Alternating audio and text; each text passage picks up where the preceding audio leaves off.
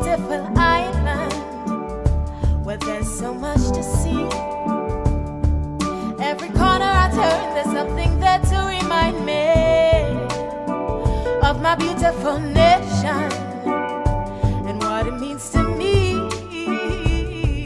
Not a thing out of place, that's what's special about it. And do you hear? It's the songs the birds are singing. Do you hear? It's a sound that's everlasting, and there's no end in sight, just the beginning of our lives. Sweet Grenada, this is home, yes. And do you hear? It's the songs the birds are singing. Do you hear?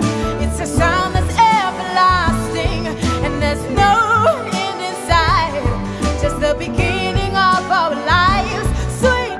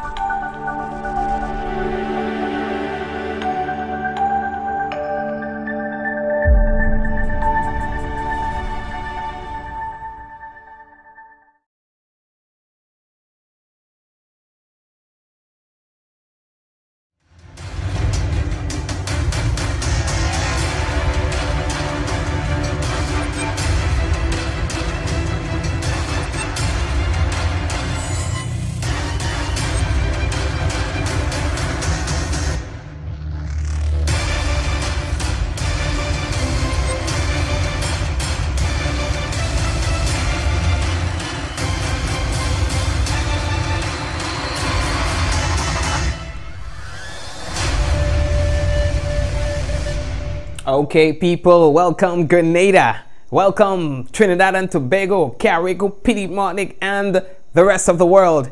It is such a wonderful pleasure. It is such a pleasure, man, to be with you for another program. This is Mikey Live, news discussed, not told. If you're viewing us for the first time, again, it is an official welcome to you as well. And we hope that it's not going to be a one-off thing, that you're going to continue to visit us. Of course, now we are ready to tell you what the headlines are. In the headlines, a tragic day in history. Form 5 student dies from illness, and police intensify manhunt for escaped prisoner as well. Complaints on air cannot be addressed, says the NTRC, and we will explain that to you further in a moment. Attempted child abduction in St. Lucia, and a student 17 kidnapped at sea for US $40,000 ransom, and that's in Trinidad and Tobago. 7 murders in under 24 hours in Trinidad and Tobago as well. We're going to tell you more about that momentarily. This is news discussed, not told, and some housekeeping matters. We would like to invite you to share the program. Sharing the program will allow other people to see that we are live and view the program as well. We also would like to say welcome to the viewers on WPG10, that is channels 10 on cable, and channels 11 as well. 11 is HD, 10 standard definition. Those of you viewing via YouTube, we would also like to say thank you for viewing and welcome to the program. Guys, ladies and gentlemen, we are going to take our first break, and when we return, it will be real news in all your Lili Lolo. Now, we want to remind you that the headlines is brought to you through the kind compliments of Duty Free Caribbean and the Colombian Emeralds International. Again, when we return, it will be real news in your Lili Lolo. So stay tuned. And so it begins, a journey like no other. Jungles so lush, they make emeralds jealous.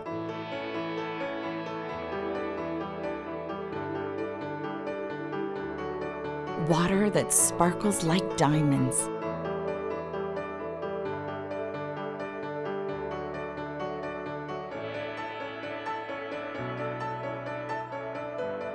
mountains with more facets than precious gems.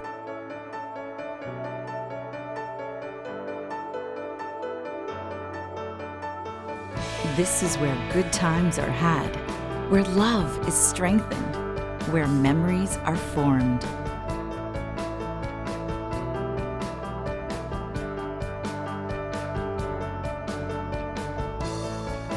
And when it all comes to an end, bring home something that will never fade. Colombian Emeralds International. Bring home more than a memory.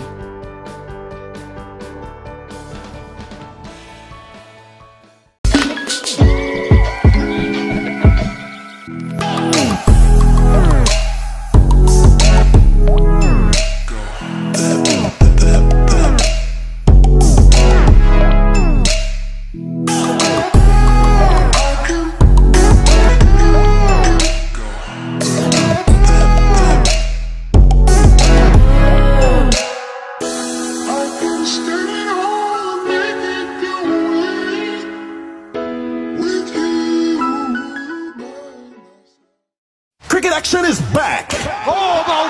Grenada National Stadium, the West Indies Championship Regional 4-Day Tournament, Thursday, January 17th to the 20th, 2019, as the Windward Islands Volcanoes take on Jamaica Scorpions, 10 a.m. to 5 p.m. daily at the Grenada National Stadium. Admission $10. Comes to the likes of Devon Smith, Sherman Lewis, Josh Thomas, Roland Cato, amongst the regional stars. Remember, cricket action is back at the Grenada National Stadium, January 17th to the 20th, 2019. Come shout and support your team. He's hit that one. Don't miss a ball. It's a new year, so how about a new look? At Quartz Optical, we have the latest brand names and styles. Plus, get 20% off credit on 12 to 24 months. Instant credit approval while you are being tested. Get 15% off cash, so you can get that new frame to go into the new year. Only at Quartz Optical, the largest, fastest growing optical chain in the Caribbean. Special conditions apply. Colors Promotion together with Carib present National Colors Fest. Everybody safe, girls winding up, keep up. National Colors Fest, Wednesday, February 6th, the night before the holiday. Moonlight City, we deck off in our national colors and come out to play a mass. And you see, when morning touch, Grenada's best takes the stage. Sheldon Douglas, Boise, Dash, Wind up, we don't want no Easy, Jab King, Heine Jab and Sosa, Muddy and Squeezed, Looney Spark and Electrify, Zooty Man and more. Get ready, cause a mass go play. We embrace the ice green and gold National Colors Fest, 10 p.m. to 10 a.m. General admission 25. Ticket outlets are Gittins, England Dance, Heather Boutique, Shotty's Bar, opposite the terminal, Spice Mobile Quad, Shi's Bar Victoria, Big Lane Bar, Sates, Kwame in River Sally, Daigo Shop Tivoli, Bogozo Barbershop, Kevin and Crush Barbershop Grenville, and St. David's Pharmacy. National Colors Fest, Wednesday, February 6th, Moonlight City. Yeah, man, we're getting ready to fet down the place. When it comes to our independence, we don't play that. Okay, so the first bit of information that we have for you comes from the police. Now, the traffic department of the Royal Grenada Police Force is advising the motoring public that that portion of road in Laborie, St. George, known as the Bottom Laborie, will be closed to vehicular traffic on Thursday, 17 January at 9 a.m. to Friday, 25th January 2019. Again, the closed period, Thursday, 17 January at 9 a.m. to Friday, 25th January 2019. Now, motorists traveling towards the direction of Good Hope, St. George's, you are advised to use the Top Laborie Public Road or any alternative route. Motorists, you are to be guided accordingly. The information from the Royal Grenada Police Force. And folks, today is a a tragic day in Grenada's history. Many of you would recall this incident that happened in 1991. I believe it marks 28 years since that large rock fell on a minibus named Greenleaf in the Concord area, killing all 9 persons on board.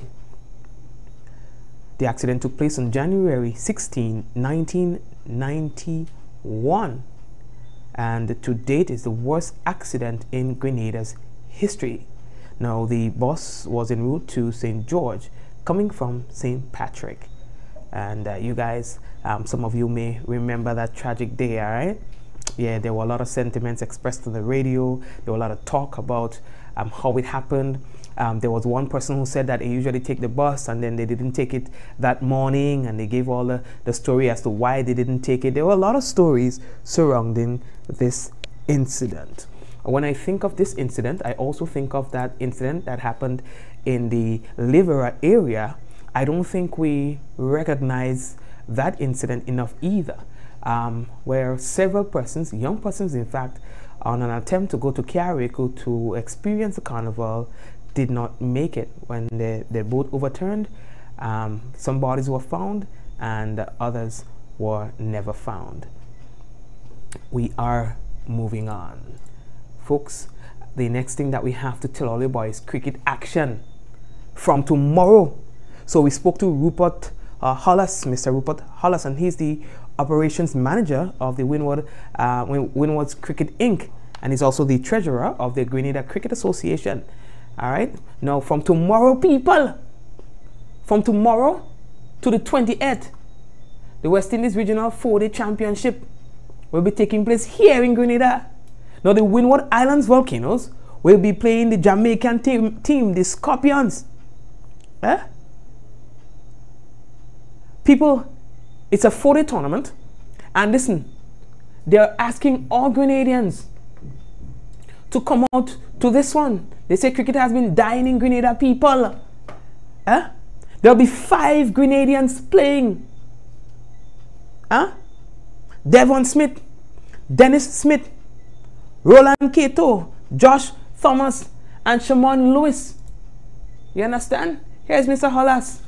Starting on Thursday, the 17th of January, the Grenada Cricket Association, will be hosting 5th round match in the West Indies 4-Day Championship, which will be played right here at the Grenada National Stadium. It is important that persons come out and support the game. We know that cricket is an integral part of our culture, and we love the sport of cricket, and so we are trying to get persons to be aware of what is happening as it relates to cricket and this game. We must know that there will be 5 Grenadian players participating in this game. You will see Devon Smith, one of the best batsmen in the region, even at this time. We have Dennis Smith, who will be the wicketkeeper. We have our very own youngster, Roland Cato, who is the vice captain of the Windward's team at this moment. We also have Josh Thomas, who will also be featured in that game.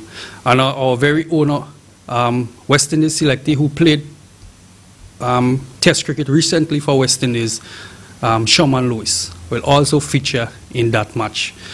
So from a Grenada Cricket Association perspective, as the host of the game, here at the National Stadium, we want to encourage persons to see the need to come out and support the games, support your own. We are sure that it's going to be competitive cricket, and those guys are going to do well if you are here to support them on the match days. Yeah, man. So they want all to go out and support the thing. I'm watching all the comments, so I'm watching all you. They want all to go out. They say the thing has been dying. All right? And it's time for us to revive cricket in Grenada. Seriously. What he says is that there's a minimal cost of $10 to enter the stadium. They say that they want people to show up to the games. The goal is to get back the game of cricket into the hearts of Grenadians? The game begins on the 17th of January, right on to the 20th. It's a 4-day match. It starts at 9:30 and it ends at 5 p.m. daily. I want to let the public know that we want to see people coming here. That's the main purpose of the sensitizing the public. We want people to be at the ground. We want people to come out and look at the cricket. It's going to be exciting. It's going to be fun. We want to bring back cricket into the hearts of Grenadians, you know. And we also, this is basically, you know, sort of build up to what will be happening in February also. So, you know, people, we want to encourage you to be here. Come and support the cricket. Support your very own. Local boys will be participating. Come out and support them. All right, thank you very much, sir. Olia, the next story that we have to tell you, boy, a young star, Mr. Rashid, you know, Collins, passed away. You know, the school announced today, the St. David's Catholic Secondary School, say that they are mourning the loss of the 5th form student who was just preparing to write his CXC exams. You know, they say that he succumbed to his illness. You know, some of his family members were saying that you know, he just fell ill, and it was one complaint to the next. You know, it was just one complaint to the next. At his tender age, he had kidney stones, and then he had pancreatitis, and then again an enlarged heart. So it was tough for him. You know, he spent some time in hospital, and that's where he died. You know, his mom died last year from a same heart-related illness as well. You know, the school today said that it was hard to conduct business as usual, as normal, because the students were so traumatized, you know, so they couldn't. The students are as well receiving counseling. You know, it's not very often that you would hear this sort of incident happening, where you have a child, you know, of the classroom, and then the students being informed that he passed away. You know, so it was a hard one for the students to digest this morning, the news that this youngster would have died. Yes? I can imagine what it is for his family members and even his friends. All right? We are moving on. Folks, the next story that we had to tell all you about, boy, this morning, today, police called out to the media. They said there are a few things that we need to let you know. They say that they are taking a zero-tolerance approach to any person or persons who are either harboring or assisting the escaped prisoner. They say whoever is assisting him in evading the law will pay big time. The police wants you to know that the escaped prisoner will, they say, will be recaptured. And reiterated that they are going after those who they believe is assisting him to continue to escape. Police say that they will be caught and prosecuted to the full extent of the law. Now, according to police, the escaped prisoner is a dangerous man. And if you should approach him at all, you should do so with caution. And we are talking about Mr. Hayden Phillip, a prisoner who was escaped the walls of Her Majesty's prisons just about 7 days ago. Now this morning, actually this afternoon, speaking to the media, we had the inspector in charge of the Community Relations Department of the Royal Grenada Police Force, Inspector Desmond Richard. You know, they said that they will spare no efforts in capturing the escaped prisoner. Now this evening today we want to send a message particularly to the public and those who have been harboring and assisting Hayden in his escape.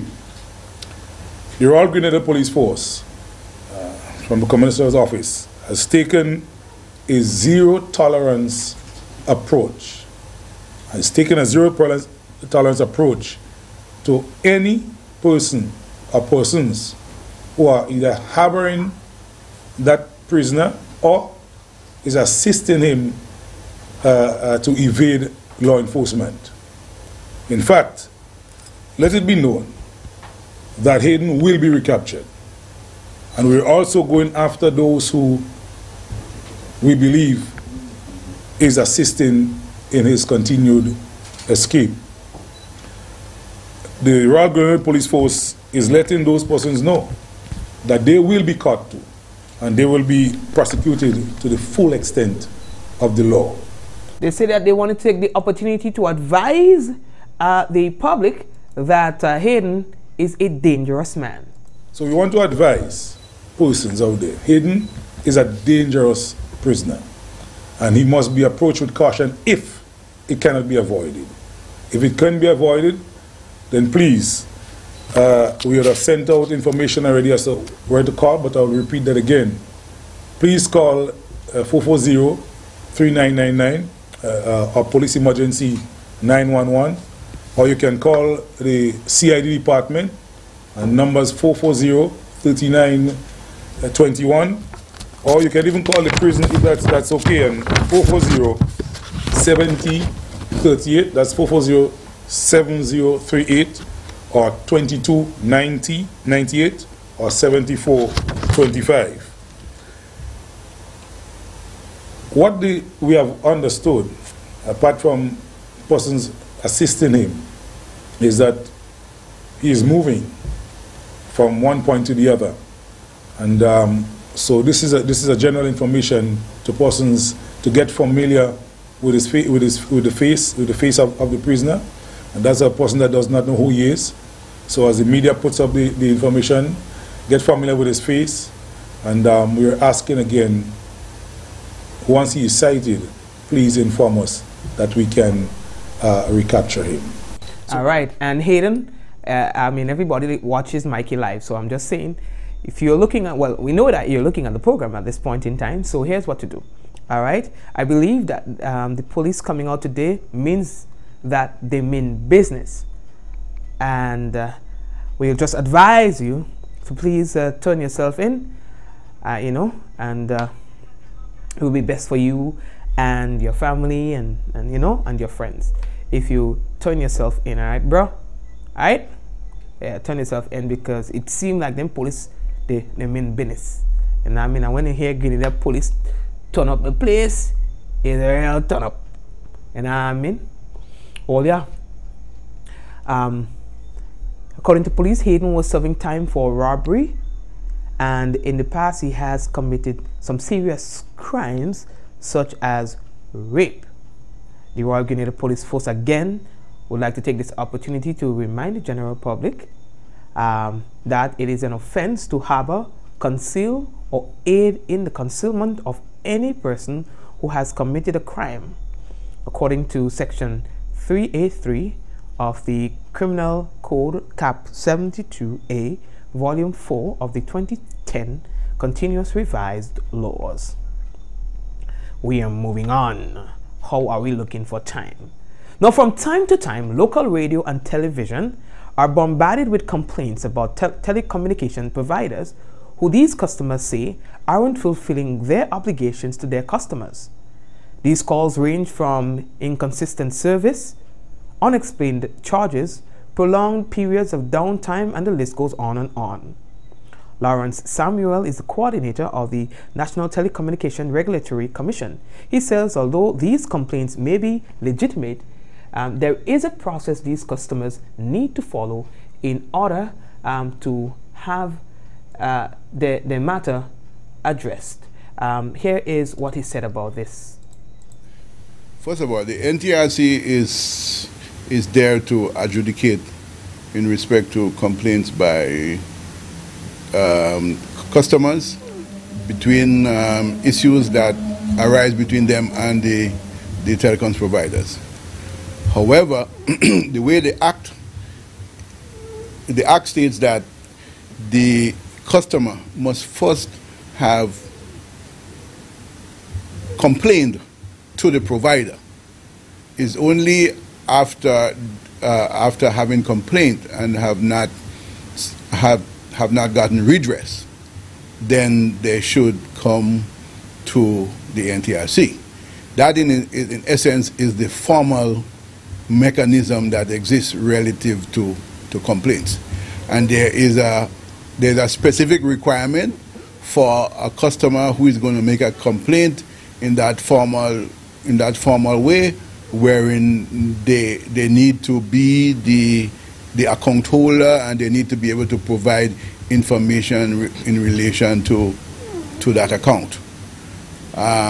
However, as we've seen, there is a movement away from what we may consider to be a formal mechanism to a sort of informal mechanism for complaint. But I think we should sort of stick to what is the formal mechanism firsthand, in that if you have a complaint between yourself and the provider, you first must have written to the provider concerning your complaint.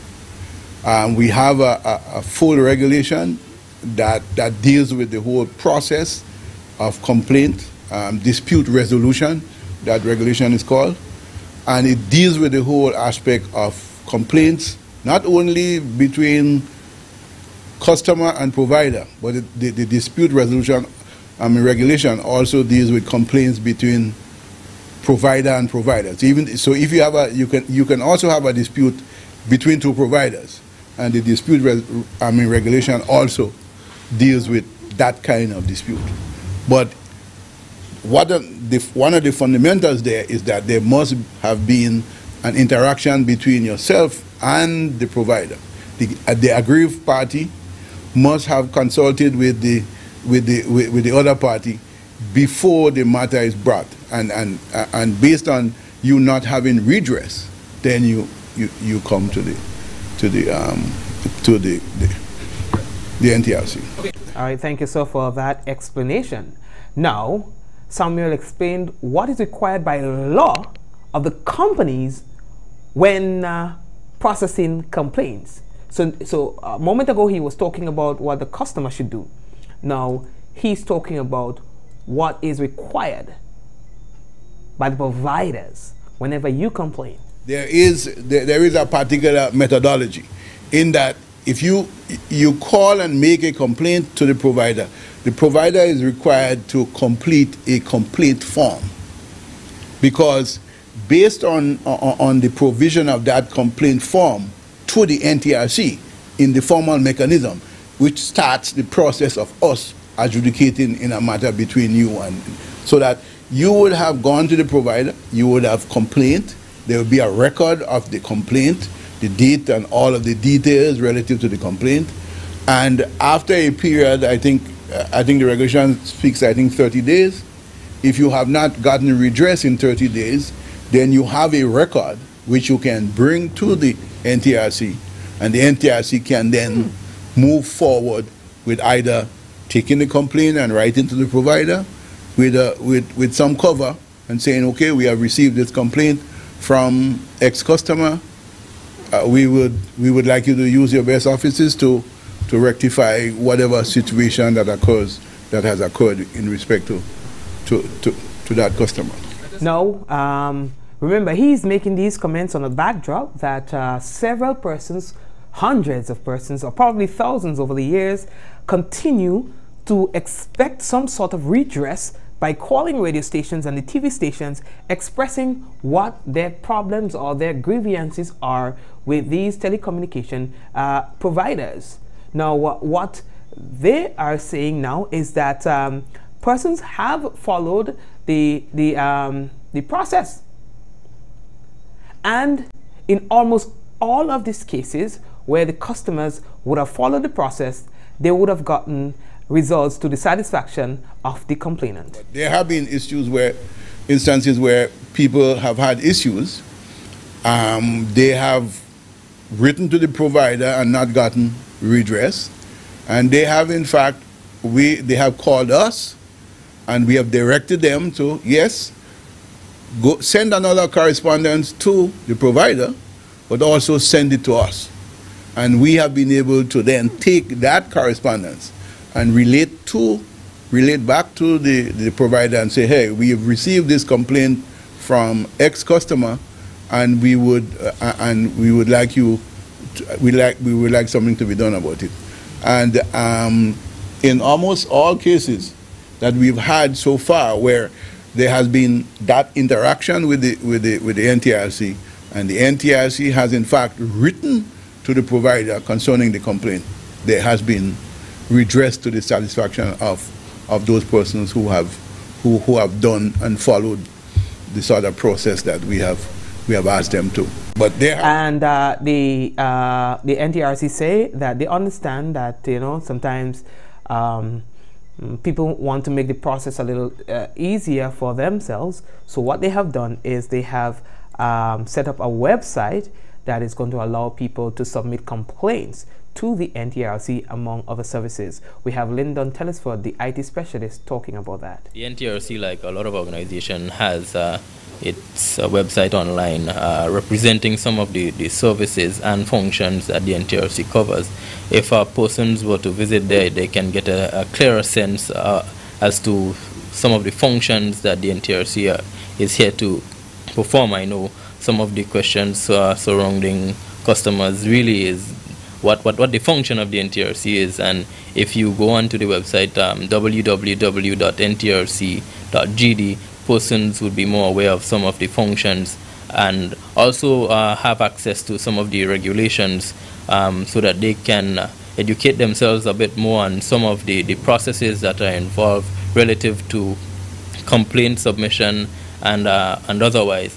One of the issues that we record, and I think it's something you would have brought up in discussion earlier, is the fact that persons would be calling the radio station and using other media to basically voice the issues with complaints and not knowing that the NTRC is here to be the party who would be ready to receive complaints and act on consumers' behalf. The NTRC. Thank you very much. All right, and I see that some people say that the information is kind of like hard to understand. Probably if one day you would like to have further explanation, you could always go back, or you can call to the program, or probably you can call the NTRC for further guidance. But I think the information is very straightforward and clear, but I know that sometimes it takes a bit to process the information. All right, now we are moving on, folks. The government says that it is attempting to provide clarity on public officers eligible for salary increases. Now, in a press release today, government says that it is providing clarity on the categories of public officers who are eligible to receive the 4% salary increase, which goes into effect this month. Now, the salary increase applies to established officers holding letters of appointment issued by the Public Service Commission. Unestablished workers holding open-ended letters of appointment issued by the respective permanent secretaries, as well as daily paid workers. Persons holding fixed-term contracts are not eligible for the salary increases. It was announced this week that the 4% salary increase is the third and final portion of a 10% increase agreed to with trade unions representing the workers. Now, increases of 3% have already been paid to the public officers of for each of the two preceding years, 2017 and 2018. Government will spend more than $6 million on the salary increases alone. We had Brother Brian Grimes appealing to the government to reconsider the policy and include contract workers in the increase, for the reason that they provide the same service, the same level of labor as the workers who were described in this press release, the category of workers that were described in this press release. We are moving on. How are we looking for time? Over in St. Lucia, we will tell you about a vehicular collision, and probably the most animated interview I've heard for the year. All right, we will be sharing that with you as well. We'll be telling you about an attempted child abduction over in St. Lucia as well. All right, we're also going to be telling you about a student who is 17 years old who has been kidnapped, and there is a ransom of $40,000 US dollars, that is being demanded. That happened in Trinidad and Tobago. We are also going to tell you about murders, 7 in under 24 hours in Trinidad and Tobago. Let's start with St. Lucia. Now, a flow truck linked to a multi-vehicle crash and explosion in St. Lucia. Now, we have a young lady who is giving the media, in fact the HTS News Force, a very animated explanation. The technical fleet of one telecommunication company was reduced by 1 on January 13th after what Lahore residents in Labrie described was a motor vehicle crash reminiscent of a Hollywood action movie. We could see flames in between the two vehicles, and just a few minutes after that, one explosion, and just a few minutes apart from each other, there was about, let's take 3 explosions, and very loud. A bucket truck, also referred to as a boom truck, used by power and telecoms companies to service utility poles traveling on the Lahore roadway, careened out of control and veered into an unoccupied parked motor vehicle. I was in the yard at home, exactly where the accident happened. I just heard a loud noise, and just after the noise, some rumbling came rushing my way. And when I looked, I saw the flow vehicle on the 2 wheels. On 2 wheels, there was a jeep in the yard by my home. That seriously is unexplicable. That was just it. From the 2 wheels straight into the jeep down the precipice. Twisted metal and flames trapped the injured bucket truck driver, who was moments away from what could have been a hellish death in a ditch. Brave, quick-thinking residents responded, the driver suffering various but non-life-threatening injuries. He spoke to me. I was trying to cool him off and so on.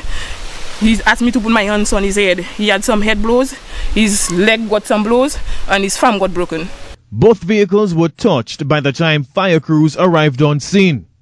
The bucket truck driver was treated for his injuries at hospital. Like most box office action flicks, the Lahore bucket truck explosion thankfully ended on a high, with the driver rescued, and those who pulled him free were lauded as heroes by the locals who had a front row seat.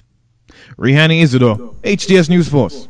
And Rihani did it just on an amazing job, right? Rihani is very colorful with his reporting, I can tell you that.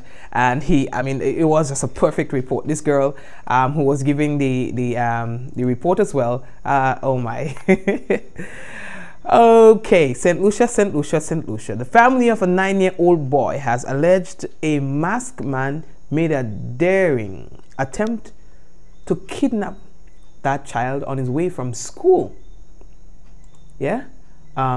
Luckily for them, the child was able to set himself free. Listen to this. A routine afternoon walk home from school for one 9-year-old Cicero resident reportedly devolved into an alleged kidnapping attempt on January 15th in the Monkeytown community. I always taught him to scream when somebody tried to get hold of him, and I'm so thankful that he remembered that, he screamed his lungs out. To ensure his safety, News Force has withheld the identity of the minor. His grandmother did grant us an interview off camera. She says the boy managed to fend off his alleged abductor and fled to the safety of his mother's arms. When she was home and she heard some screaming, and the screaming was coming towards her house, so she ran outside to see where it was coming from. Lo and behold, she said it was him running down the hill, screaming and trying to rush in, you know, to dash through the gate. And he said someone tried to kidnap him. The person had a mask. The person grabbed him, but he was able to let go of the person. But the person held onto his lunch bag, but he dropped the bag and he ran off. The ordeal for the family appeared to have worsened when the mother of the now traumatized 9-year-old went into the Criminal Investigation Department to report what had happened to her son. It was there when what should have been a routine process to record a statement reportedly turned into an exchange between crime victim and law enforcement officer. To me, I mean, not just because it's a minor, but any individual and making a report like this, to me the police should at least come to give some comfort, come and check the area, at least let people see that police is around looking, checking. Nobody came, and to reassure the person also that, you know, we're doing our work, but nobody came whatsoever. And even the comments they made wasn't that good enough. News Force understands senior police officials have intervened and are now involved in the investigation. Robbery has not been ruled out as a possible motive behind the alleged attack. The family says the man who tried to take their 9-year-old concealed his identity. The boy escaped with minor bruises to his forearm. Actually, when I saw him this morning, he has scratches on his arm. That's how tight the person held on to him. But the child's parents did allow him to return to school the next day, but they say he won't be walking back home alone anytime soon. Rihani Isidore, HDS News Force. Yeah, big up Rihani, all right? And folks, we are moving on to another story. Now this one has to do with a little boy, you know, a student in fact, kidnapped in Trinidad and Tobago, and they are demanding a ransom. Would you believe that? From 5 students, you know. He and his 24-year-old cousin, they've been kidnapped at sea, and a ransom of $40,000 demanded for their safe return. They say that the families were contacted by a Spanish-speaking man who said if the money is not paid within a week, the student and his cousin would be killed. Now, according to reports, a photograph of the schoolboy and his cousin with a man holding a gun to their head has been sent to the family. They say that the two were last seen on Saturday evening fishing. All right, so let's see what happens. Folks, while we continue telling you about Trinidad and Tobago, there has been 7 murders in the language of the TNT media that has been recorded in Trinidad and Tobago in the past 24 hours. These killings include teenagers as well. We're not making it up. I don't even want to start going through these stories. Gruesome, senseless killings. We're moving on. The water authorities in Trinidad and Tobago is said to be working to fix the damage done by a leaking water main that caused the sudden collapse of the Moruga main road. They call it the mother of all potholes. Get ready for this.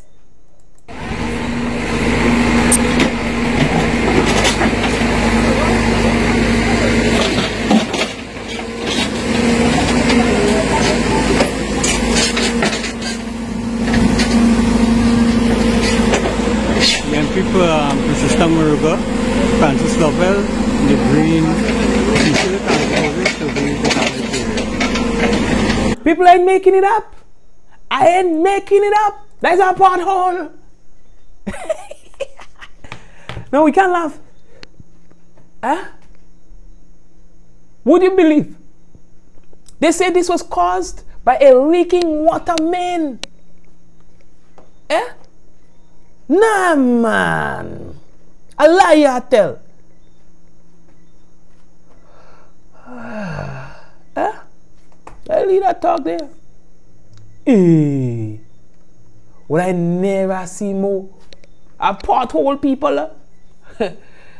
If all I want to say is a hole, I could call it that, you know. But anyway, how are we looking for time? Time is running, so let me just quickly go through a story here, right? Now, this one we'll tell you about quickly.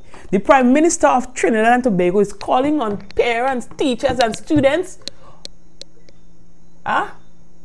to stop referring to children as kids.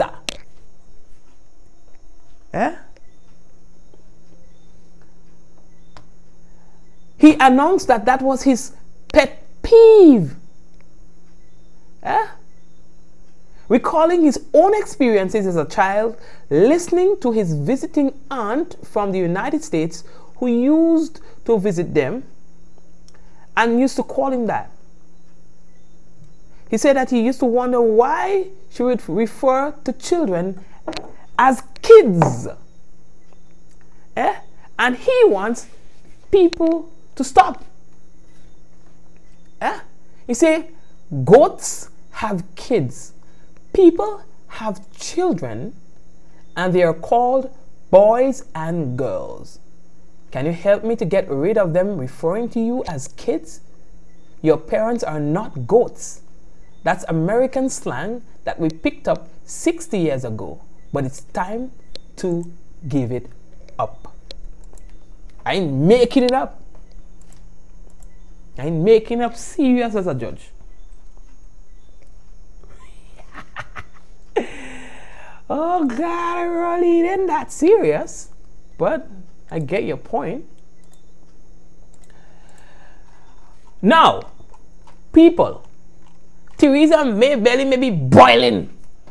UK Prime Minister, her government won a confidence vote in Parliament today, clearing the way for her to attempt to forge a consensus among lawmakers on a Brexit divorce agreement.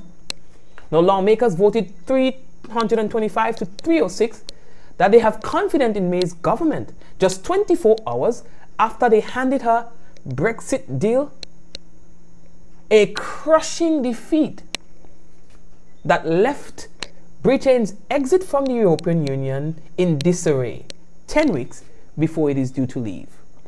People, I don't know where this is gonna go.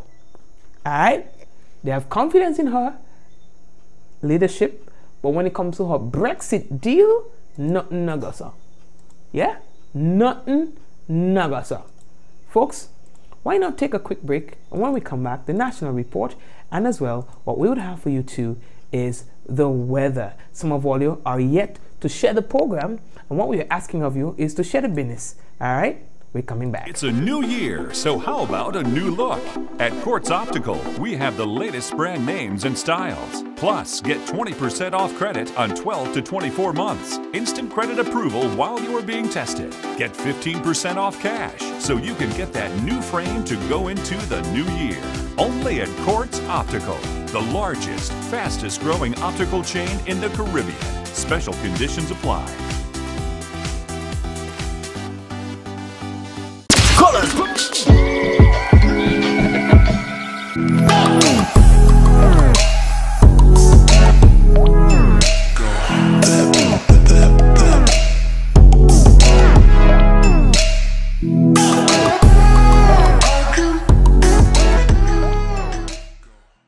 It's a new. We mean business and we talk business. I wanted to go back to when it started. And we let women in business tell their own stories and inspire others. But I'm very excited about 2019. I am Abigail Long, and join me right here for Abby's Power Lunch. You never looked at a piece of paper. This was just a beautiful conversation. We talk to women of the Caribbean who make things happen. I know, let's not just preach it, let's practice it, and it starts from household. Yeah. And folks, those of you who are involved in agro-processing, those of you who are farmers, veterinarians, laborers, and the likes, you can get listed on an online directory.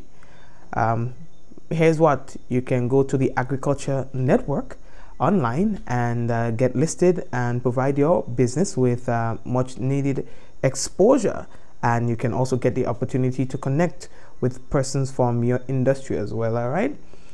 You can also check out the Facebook page Farm In, and you can send messages and so and have them respond to you accordingly. Folks, it is now time for the National Report.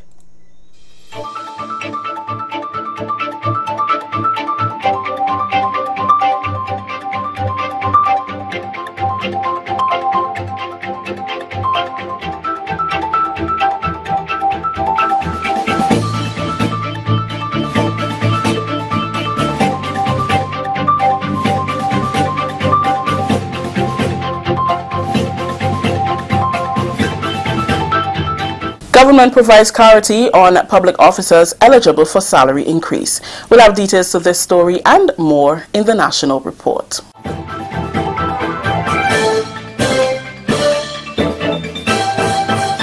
With the details to the news for today, Wednesday, January 16th, I am Rikisha St. Louis. Government is providing clarity on the categories of public officers who are eligible to receive the 4% salary increase, which goes into effect this month. The salary increase applies to established officers holding letters of appointment issued by the Public Service Commission, unestablished workers holding open-ended letters of appointment issued by the respective permanent secretaries, as well as daily paid workers. Persons holding fixed-term contracts are not eligible for the salary increase. It was announced this week that the 4% salary increase is the third and final portion of a 10% increase agreed to with trade unions representing the workers. Increases of 3% have already been paid to public officers for each of the two preceding years, 2017 and 2018. Government will spend more than $6 million on the salary increases alone. Those who continue to assist escaped prisoner Hayden Phillip to evade law enforcement, be warned, the Royal Grenada Police Force will be coming after you. That warning from Inspector Desmond Richard, officer in charge of the Community Relations Department of the Royal Grenada Police Force. During a press conference on Wednesday, Inspector Richard said the force is investigating the reports that Phillip is being assisted by certain individuals who will face the full force of the law on completion of their investigations. Let it be known that Hayden will be recaptured, and we're also going after those who we believe is assisting in his continued escape. The Royal Grenada Police Force is letting those persons know that they will be caught too, and they will be prosecuted to the full extent of the law. So we want to advise persons out there, Hayden is a dangerous prisoner, and he must be approached with caution if it cannot be avoided. Inspector Richard says they are pooling resources from every department of the force to ensure that all is done to recapture the prisoner and to ensure the safety of the public. Part of our efforts is to ensure that all the stations throughout Grenada is allotted, and they are to on the lookout and persons on standby just in case information reaching any police station. Okay, you can call any police station, nearest one, that he might be sighted somewhere, that we can move on any moment's notice. We really don't want him to be out there and then committing other crimes. Yeah, and people are feeling unsafe. Our duty, as you know, is to ensure public safety, and we will do what it takes according to the law to ensure that the public remain safe. He says since Philip keeps moving from one point to the next, it is important that the public is aware of what he looks like. He adds that communities must complement the efforts of the police to fight crime. Now, when criminals realize that a committee stands up, they tend to shift the operations to somewhere they think is weaker. But if that person, that committee builds up as well, then you see, so that now, and they know. So it limits the width or the extent to which crime will be and can be committed. And that's why it is dangerous to just look at the police only to keep the country safe and to do all the work. In fact, we still depend on the public. We are not there when things are happening. And if the public don't assist, we will just come to a halt. We still depend on the public. Anyone with information on escaped prisoner Hayden Phillip is urged to call 440-3999 or Police Emergency 911 or the Criminal Investigation Department CID at 440-3921 or Her Majesty's Prison at 440-7038. This is the National Report. We'll have more news after the break. We are back with you to continue the work. We need you to improve all Grenada, Carriacou and Petite Martinique. On the road to national sustainable development. We're back. So how can we invest more in the sporting arena to bridge that gap for a lot of young people? I think there should be more forums like this. We need to find a way in which to combat that now. Be a part of the next National Sustainable Development Plan 2035 Contributors Forum at the MacDonald College, St. Patrick, January 21st from 7 p.m. Welcome back. The government of China continues to invest in Grenada's educational development. On Tuesday, more than 70 Lenovo computers worth EC $210,000 were handed over to 8 secondary schools during a presentation ceremony at the Anglican High School in St. George. We'll get more details from Annette Moore. I'm so delighted that we can provide some computers to improve the school's infrastructure of Grenada, to continue our strong support to the education course in Grenada. To date, Mr. Yang Shizhen noted that 1,884 Grenadians, 1.7% of the total population of Grenada, have been awarded scholarships and training program opportunities by the People's Republic of China. Up to now, China has provided more than $66 million to help develop Grenada education. These computers would greatly assist in furthering the ministry's ICT in Education initiative. For this, we are deeply appreciative of this generous contribution of the government and people of the People's Republic of China. The computers were presented to schools in the various parishes. Schools receiving computers were the Anglican High School in St. George, the Grenada Christian Academy in St. Andrew, the St. Mark's Secondary School, the St. John's Christian Secondary School, the Grenada Seventh-day Adventist Comprehensive School in St. Patrick, Bishop's College and Hillsborough Secondary Schools in Carriacou, and the Westerhall Secondary School in St. David. As we transition to using learning management systems, education management information systems, open education resources, and e-testing platforms, schools need adequate technological tools. And as such, this morning's handover is a particularly welcoming one for us. Honorable Peter David, Minister for Foreign Affairs and Labour, urged recipients to care for the computers and further thanked the People's Republic of China for their continued cooperation and assistance. I want to say to the students, show appreciation for the equipment and to use the equipment to ensure your own development.